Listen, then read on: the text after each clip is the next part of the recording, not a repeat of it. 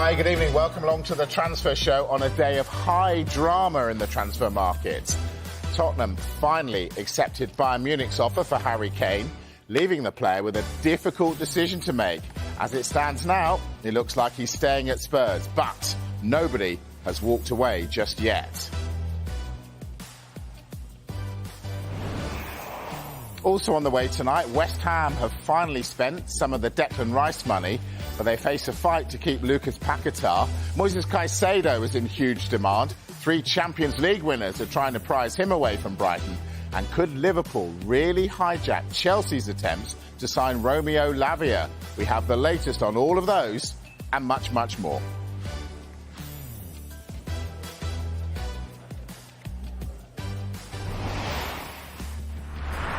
But we have to start with Harry Kane, of course. Huge developments today. Bayern agreed a fee with Tottenham for Kane, but we don't think he's going. Paul Gilmore, why not? Well, Mike, this has been an extraordinary day involving the England captain. Bayern Munich and Tottenham agreed a fee. They finally agreed a deal after months of negotiations for Harry Kane to go to the German champions. And then it was all about over to Harry Kane to make a decision. The latest info that we have, the latest information this afternoon, is that Harry Kane, as things stand, is increasingly likely to stay at Tottenham. And the reason for that, when you've got a deal of this magnitude, you have a deal being agreed is the tough part, especially when it's around someone like Harry Kane, one of the best strikers in the world. Bayern Munich desperate to get him. They've been confident all summer. The hard bit was getting there. They've been through that negotiation process with Tottenham. They've been knocked back. They've had face-to-face talks. They've put a lot of effort in. They finally got there. After that, it's about agreeing terms. And then it's medical, and then it's signing, of course. We all know that.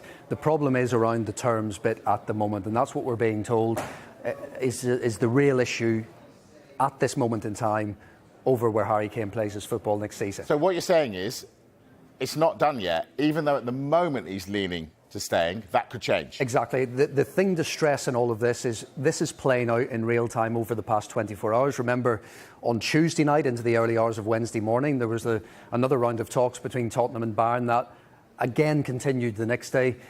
Harry Kane all along has wanted his future resolved before the start of the Premier League season out of respect to Tottenham. And so the clubs have granted him that wish. They have got to the point where they have agreed a deal. So, excuse me, that is the current situation. That this is a very fast-moving situation. It is a very live situation, getting information in all the time.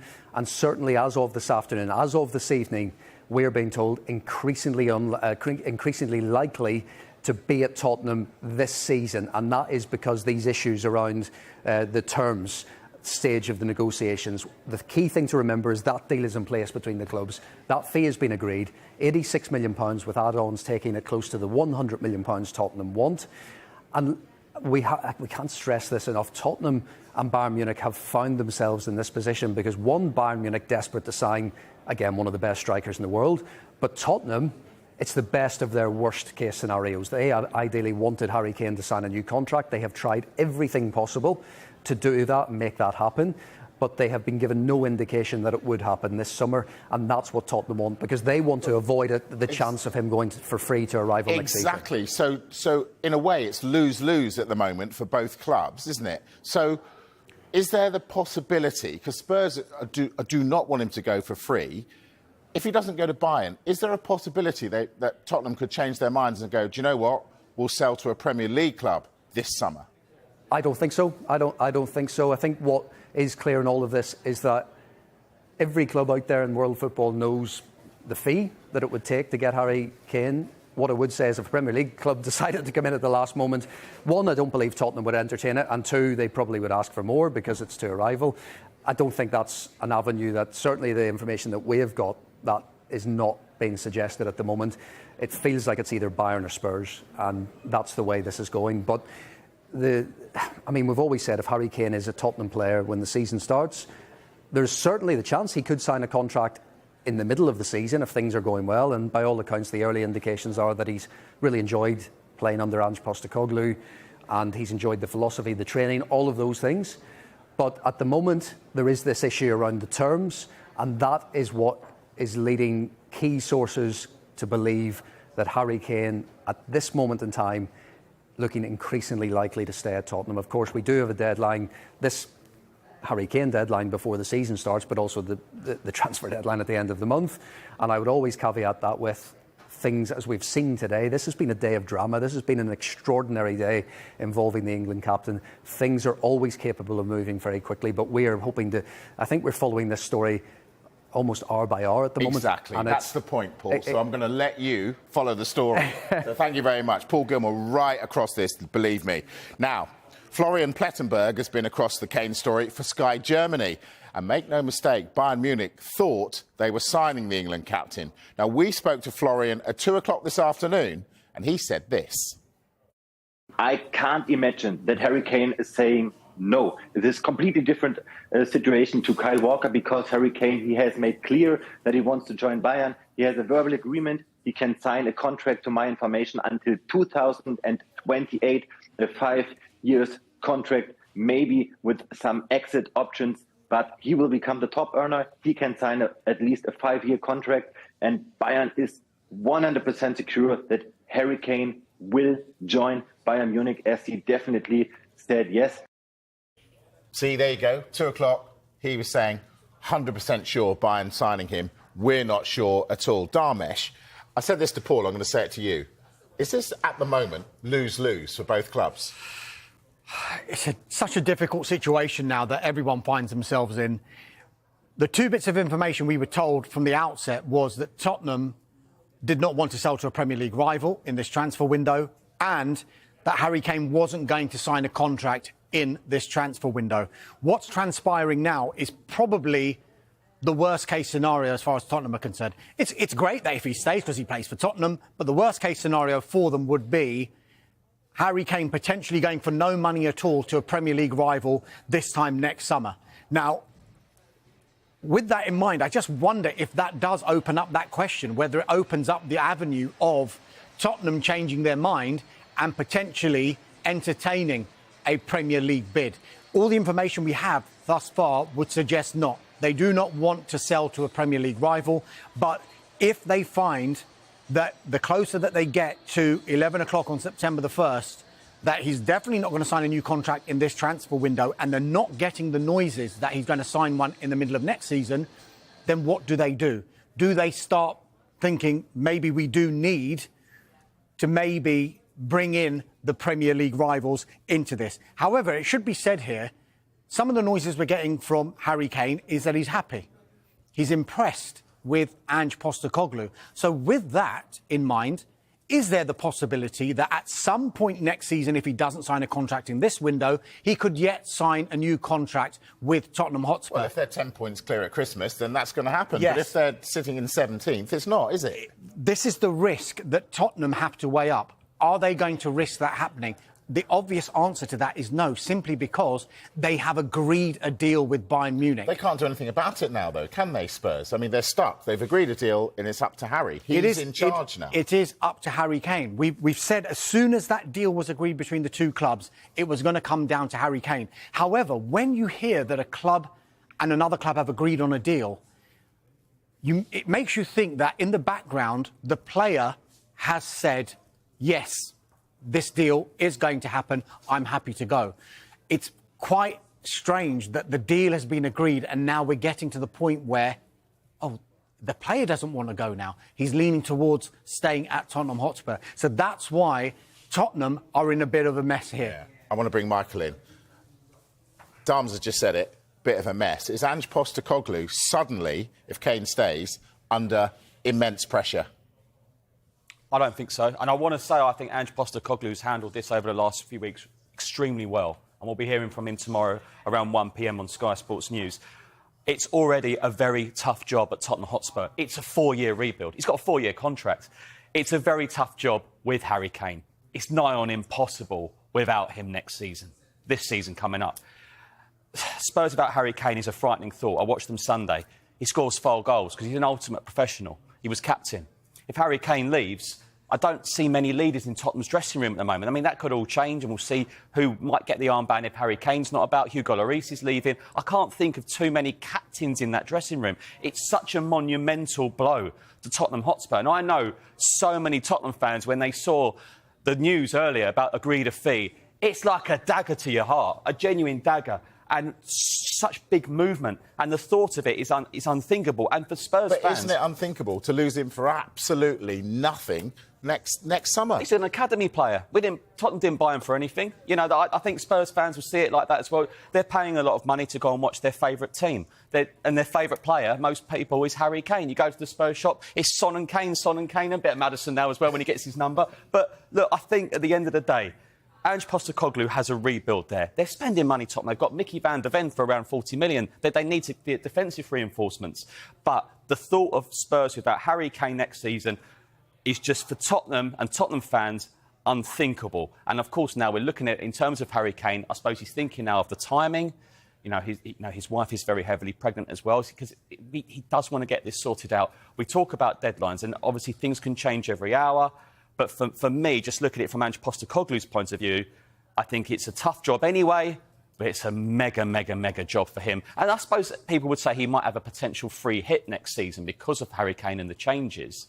But I'm sure 99.999% of Spurs fans want to see Tottenham next season with Harry Kane, and they're not going to think about contract renewals at the moment. They just want to see him at Spurs. Ange Postecoglou, though, has publicly said there's a lot of work to do in this squad. We need to start rebuilding. Yep. Now, if Harry Kane is there for another season, that £100 million that could have been contributing to a rebuild will not be there if he doesn't sign that new contract. So Ange Postecoglou is starting his rebuild now, but then he's got, right, Harry Kane's there, but how long is he going to be there for? If it's just one season, then come next summer, again, I've got to rebuild again because Harry Kane is not going to be there. I think he wants clarity one way or another if Harry Kane is going to be there long term or if Harry Kane's not going to be there at all. At the moment, he's in that halfway house because the deal has been agreed with Bayern Munich. He's obviously spoken to the board, and because the deal's been agreed, he's probably thinking, right, there's close to £100 million that I'm going to be able to use to rebuild this squad.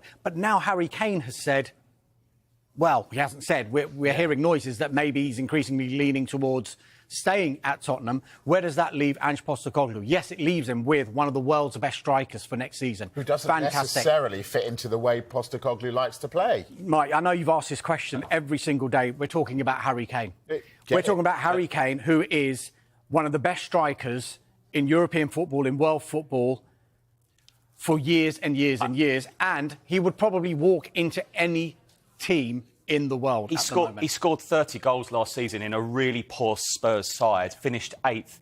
I just look at Spurs with James Maddison providing the beautiful cross for a Kane finish against Shakhtar the other day. I think Spurs fans would just like to see that for one season. I genuinely don't think Spurs are thinking beyond next season. All right, so just explain to me, let's just say Spurs are languishing, struggling, right?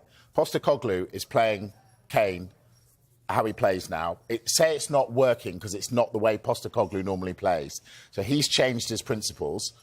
Do Spurs fans go, oh, we get that because we've still got Harry? Or do they go, Postecoglou doesn't know what he's doing?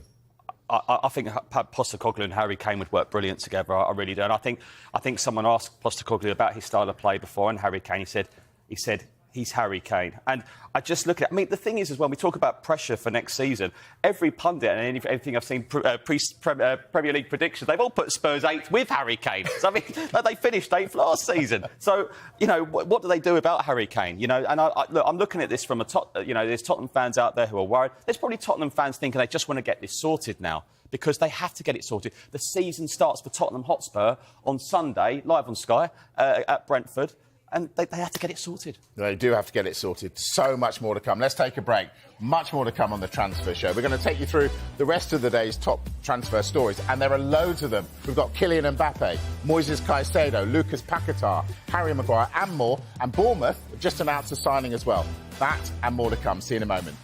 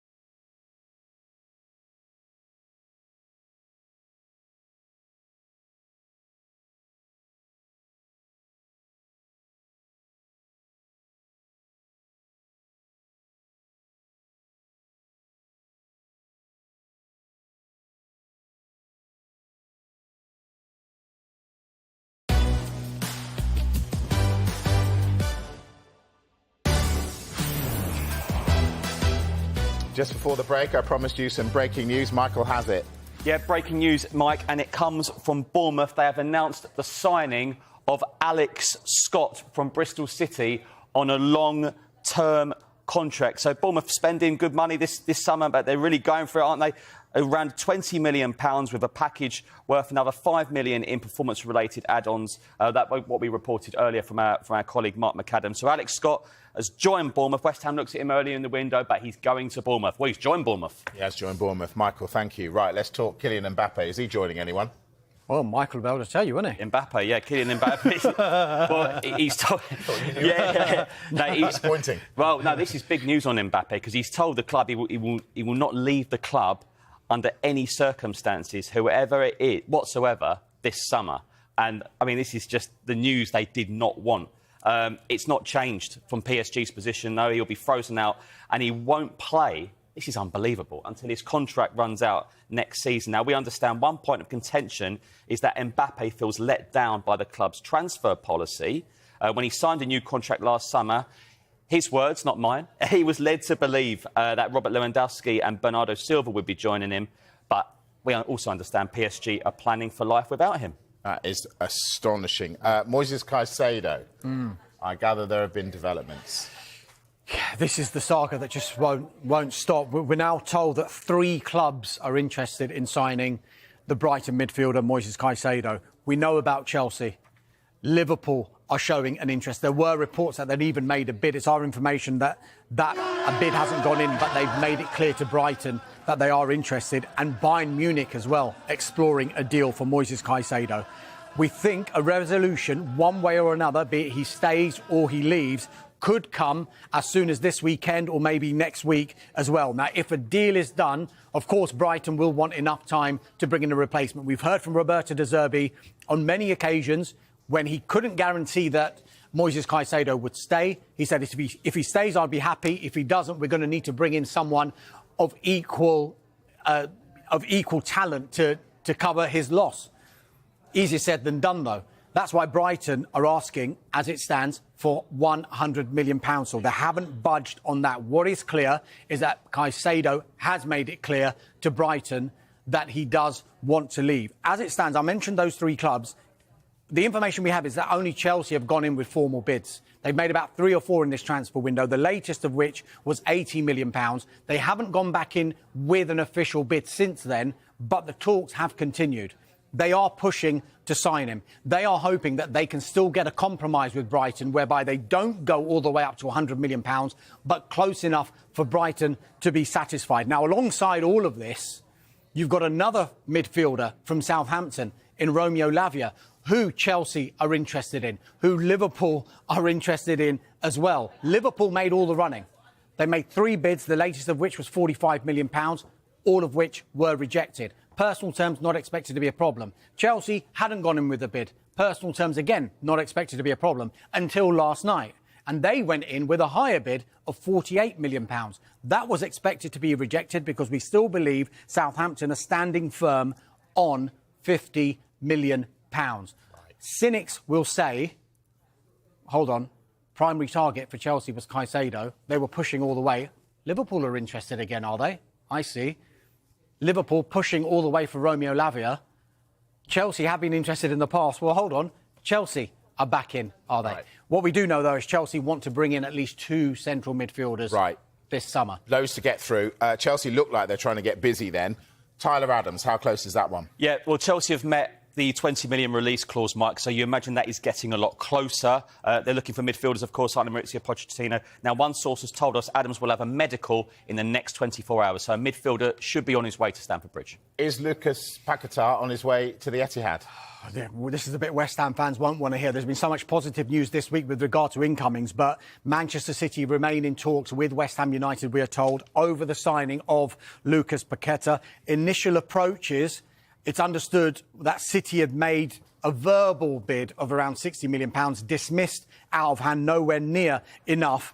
But Paquetá is understood to want to make that move. His head has been turned by Manchester City's interest. Treble winners, of course. And while West Ham do not want to keep an unhappy player at the club, they are not just going to let him go for no money at all. They will want fair market value. Their fair market value, we understand, is in the region of £85 million. There's a release clause in Paqueta's contract of around £85 million. That doesn't kick in until next summer. So West Ham can ask for what they want just now. OK, could Cole Palmer be part of the deal? Well, this is interesting. We do know that separately from this, West Ham United have been interested in Cole Palmer. It's been a rather longer-term admiration for this player rather than just it being while the Paqueta deal potentially could go through. They have made it clear to Manchester City that they are interested in Cole Palmer. It's thought that West Ham are exploring a loan deal, but a permanent deal can't be ruled out either. And I think if Manchester City were to consider any kind of permanent deal, they would do what they always do when they sell these players, and that is sell-on clause and buyback clauses. All of those clauses will be in there. But as it stands, we think that West Ham are exploring a loan deal for now. Right, we're down to seconds. I just want to whiz through a few more. Edson Alvarez, deal done. Quick, give us details. Yeah, West Ham fans, good news. You have signed Edson Alvarez, €32 million, rising to 34 with add-ons. Are they going to get others? Yeah, Harry Maguire, £30 million agreed.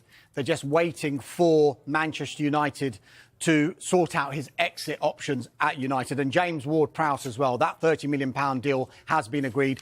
He's expected to travel down today, medical tomorrow, touch and go whether he'll make the midday registration tomorrow to make it for the opening game against Bournemouth. Maguire possibly on the way out. Is Fred on his way out? Could be. Yeah, Fenerbahce have made a €15 million bid. Talks are ongoing. That seems to be the best offer so far. Galatasaray, who were interested before, they're interested again. Fulham are in talks with United as well. I'm giving you 10 seconds. Everton, what are they up to? Talks at PSG, Hugo Ekitike, discussion about a loan with an option to buy.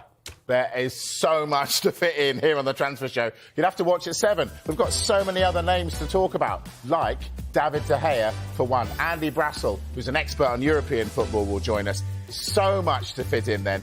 Damesh Sheth, Michael Bridge, for the moment, thank you very much. I'll see you at 7. I'm back after the break with Sky Sports News. See you in a moment.